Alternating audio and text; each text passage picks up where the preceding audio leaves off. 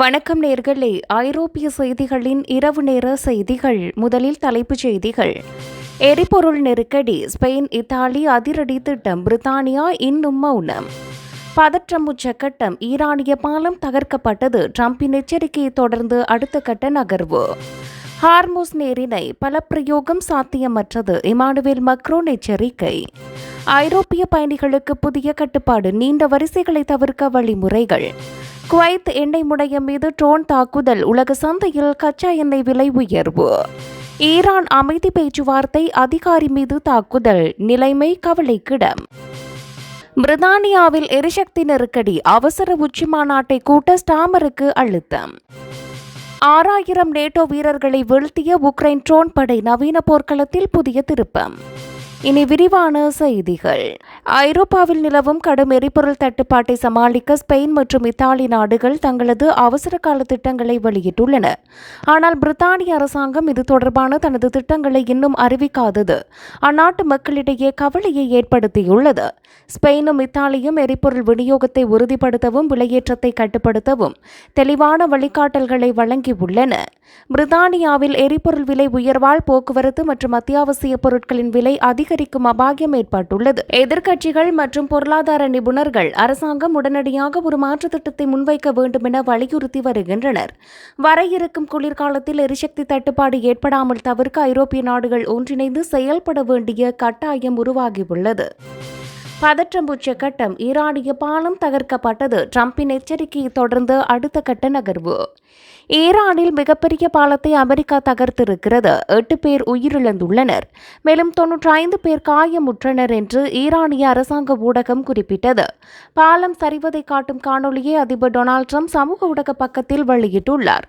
Iran உடன்பாட்டுக்கு இணங்காவிட்டால் இதுபோல் இன்னும் நடக்கும் என்று அவர் குறிப்பிட்டார். தலைநகர் தெஹ்ரானை வடக்கே இருக்கும் மாநிலங்களுடன் இணைக்கும் பாலம் இதுவாகும். மத்திய கிழக்கில் ஆக உயரமான பாலமாக இது அங்கீகரிக்கப்பட்டது. பொதுமக்கள் பயன்படுத்தும் கட்டுமானங்களை தாக்கி ஈரானை சரணடைய செய்துவிட முடியாது என்று ஈரானிய வெளியுறவு அமைச்சர் அப்பாஸ் அராக்சி கூறினார். ஹார்முஸ் நீரிணை பலப்பிரயோகம் சாத்தியமற்றது, இமானுவேல் மக்ரோன் எச்சரிக்கை. ஹார்முஸ் நீரிணையை இராணுவ பலத்தை பயன்படுத்தி திறப்பது என்பது யதார்த்தமற்ற ஒன்று என பிரான்ஸ் அதிபர் இமானுவேல் மக்ரோன் தெரிவித்துள்ளார்.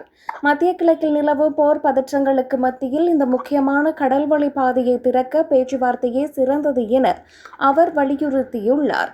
உலகளாவிய எண்ணெய் விநியோகத்தில் ஹார்முஸ் நீரிணை ஒரு முக்கிய பங்கு வகிப்பதால் அங்கு மோதல் ஏற்பட்டால் கடும் பொருளாதார பாதிப்பு உண்டாகும். இப்பகுதியில் அமைதியை நிலைநாட்ட சர்வதேச நாடுகள் நிதானத்துடன் செயல்பட வேண்டும் என பிரான்ஸ் கோரிக்கை விடுத்துள்ளது. தற்போதைய சூழலில் ராஜதந்திர ரீதியிலான தீர்வுகளே உலக நாடுகளுக்கு அவசியமானவை என்று அவர் தனது உரையில் சுட்டிக்காட்டியுள்ளார்.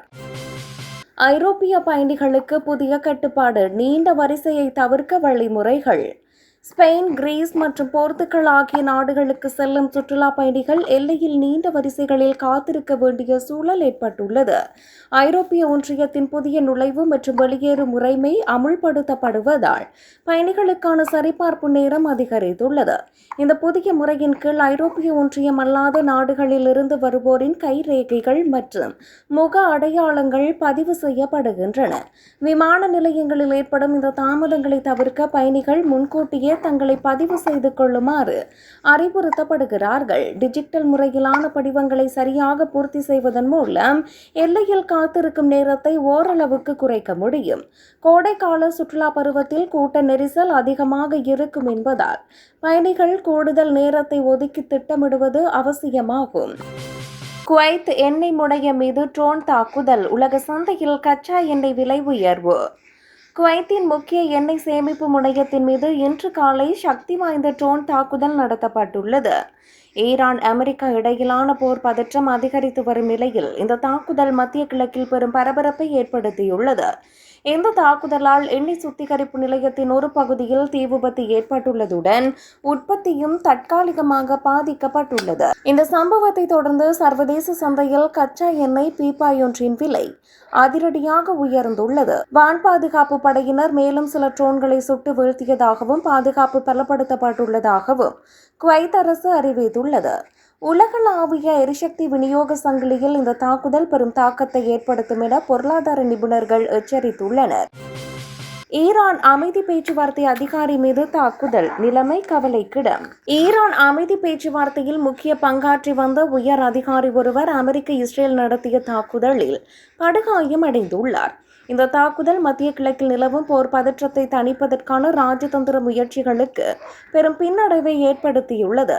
காயமடைந்த அதிகாரி தற்போது அவசர சிகிச்சை பிரிவில் அனுமதிக்கப்பட்டுள்ளதாகவும் அவரது நிலைமை கவலைக்கிடமாக இருப்பதாகவும் தகவல்கள் தெரிவிக்கின்றன. அமைதி பேச்சுவார்த்தையில் ஈடுபட்டிருந்த ஒருவரை இலக்கு வைப்பது சர்வதேச சட்டங்களை மீறுவதாகும் என ஈரான் கடும் கண்டனம் தெரிவித்துள்ளது. சம்பவத்தை தொடர்ந்து ஈரானுக்கும் அதன் நட்பு நாடுகளுக்கும் இடையே அவசர ஆலோசனைகள் முன்னெடுக்கப்பட்டு வருகின்றன. இந்த தாக்குதலானது பிராந்தியத்தில் ஒரு புதிய போராளியை உருவாக்கக்கூடும் என அரசியல் அவதானிகள் அச்சம் வெளியிட்டுள்ளனர்.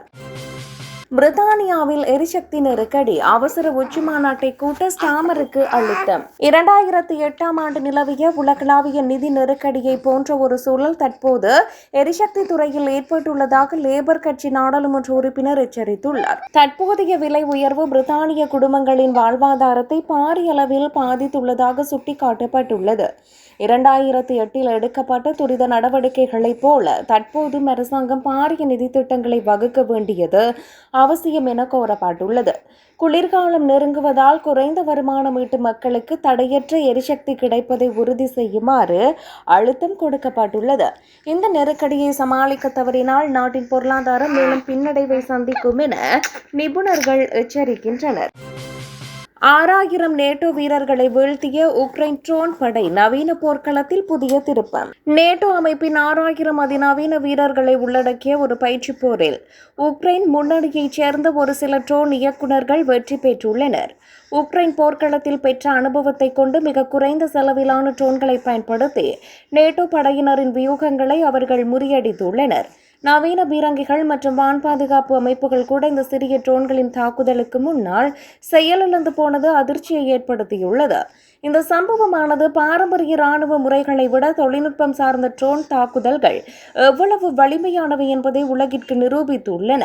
உக்ரைனிய வீரர்களின் இந்த திறமையை கண்டு வியந்த நேட்டோ அதிகாரிகள் தமது எதிர்கால பாதுகாப்பு உத்திகளை மாற்றியமைக்க திட்டமிட்டுள்ளனர். எதிர்கால போர்களில் மனித வீரர்களை விட ட்ரோன்களின் ஆதிக்கம் அதிகமாக இருக்கும் என்பதற்கு இது ஒரு சிறந்த உதாரணமாக பார்க்கப்படுகிறது.